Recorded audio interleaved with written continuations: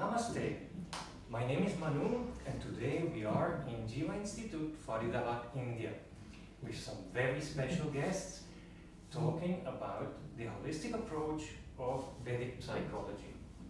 We would like to introduce our three guests, Dr. Satyanarayan Das, Dr. Pratap Chuahan and Mrs. Jyotika Richmond.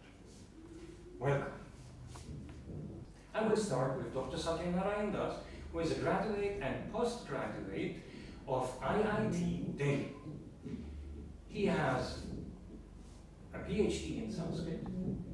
Also, he is a scholar of the 6 Vedic philosophic systems.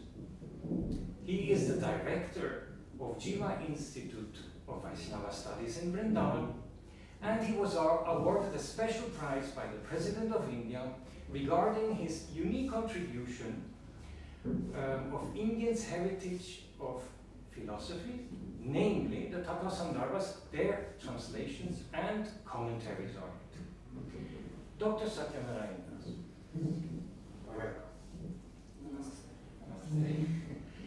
I would like to ask you, you are actually the founder of Vedic psychology, and could you explain us about Vedic psychology and your role in it?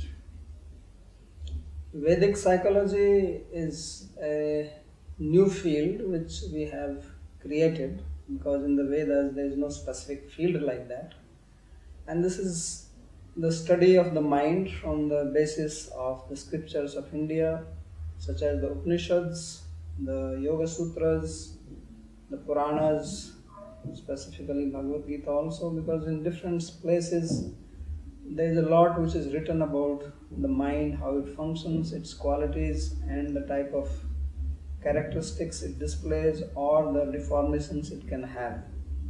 So I have studied this subject for more than 30 years from different teachers, traditional gurus, and especially my own guru, Om Vishnupad Sri Haridas Shastri Ji Maharaj.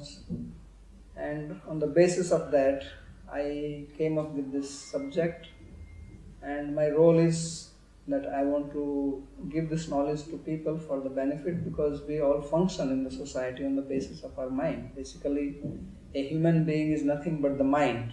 You function on the level, on the state of your mind. So if you can understand how the mind works, how you can regulate it, you can do better in your life, you can achieve your goal, you can actually feel fulfilled. So that's in brief what Vedic psychology is about and my role in it. Thank you very much. It's very interesting to know about the mind. It's my pleasure. Our second guest is Dr. Pratap Chuahan, a world-renowned Ayurveda specialist and the director of Jiva Ayurveda with more than 60 clinics all over India. Welcome, Dr. Pratap. Thank you very much. My question to you, Dr. Pratap, is about mind and Ayurveda. Okay. Most people think of Ayurveda as Vata Pitta Kapha. Yes. It's like more a physical thing. Maybe you could explain to us about the role of the mind in Ayurveda. Okay, so this is a very good question, because when people think of Ayurveda, the first thing comes is Vata Pitta Kapha. What is my type? I am Vata type, Pitta type, Kapha type.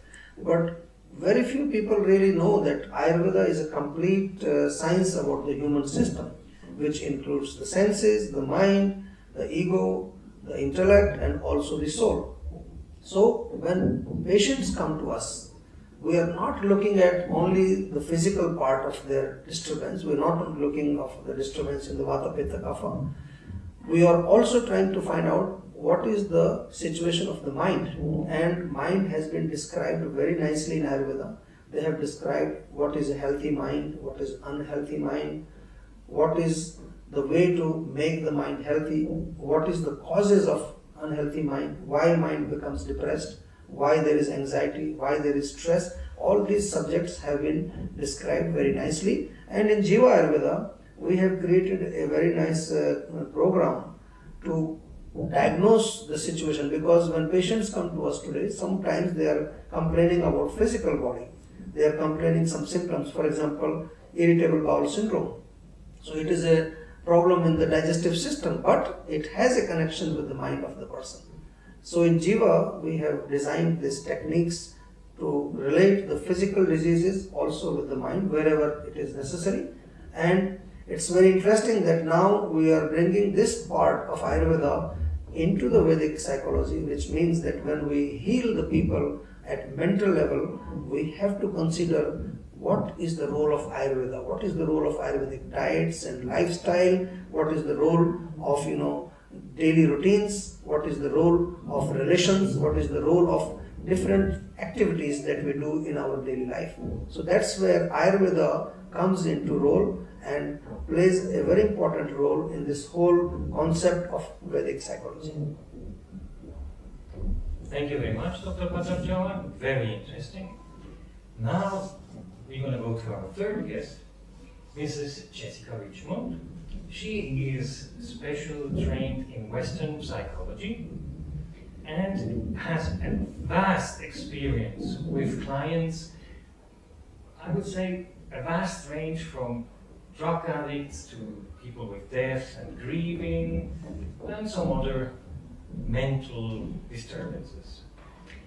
Now, when I would come to a session for Vedic psychology, I think you would be my guide, is that right? Could you please explain from your point of view Vedic psychology and your role in it? When somebody comes for a session for Vedic psychology, usually they come in and they're complaining about something that's wrong with either their husband or wife or son or daughter or boss. They oftentimes don't realize that the problem is actually inside of them, in their mind and in their unconscious mind is actually what's bothering them.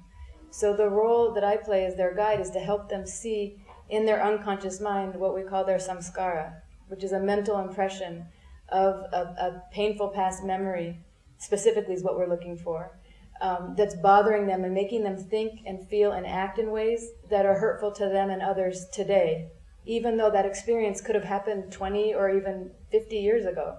They still are responding to that programming that's usually put in their unconscious mind from childhood. And so my role is to help them identify what that samskara is and then process the feelings around that and what we call digest it. So we help them use their intelligence to make sense of actually what happened to them so that emotion isn't driving them today to act in unhealthy ways. Mrs. Richmond, is that correct? You are the only trained person in this field of Vedic psychology today? Yes. Very interesting. So this is a very special opportunity if I come to a session with you to actually clear my imbalances of my mind. But also I heard it's about not only imbalances, it's also for healthy people. That means I can improve my, let's say, my studies or my relationship with my family and loved ones. And would it be also a good thing for my career if I pursue a career in business to take Vedic psychology? Yes, Vedic psychology is actually unique because it's for healthy people and unhealthy people. I wouldn't say people, but minds. And so if you're struggling with anxiety or depression, that's one group of people that we work with. But also if you are a successful business person, just say, and maybe you're just experiencing stress, we can also help you with techniques to become more calm in the eye of the storm. That's one way to look at it. And to achieve your fullest potential through understanding how your mind works and how it operates and how to kind of calm it down. Even if a person doesn't have anxiety or depression or stress and they're working in their job, we can help them realize the full potential of their mind with Vedic psychology.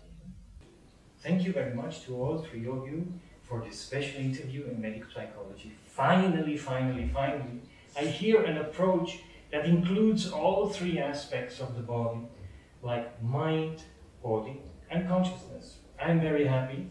I for sure gonna try this, and I encourage all the viewers to please try this program. It sounds not just unique, I think that's the solution.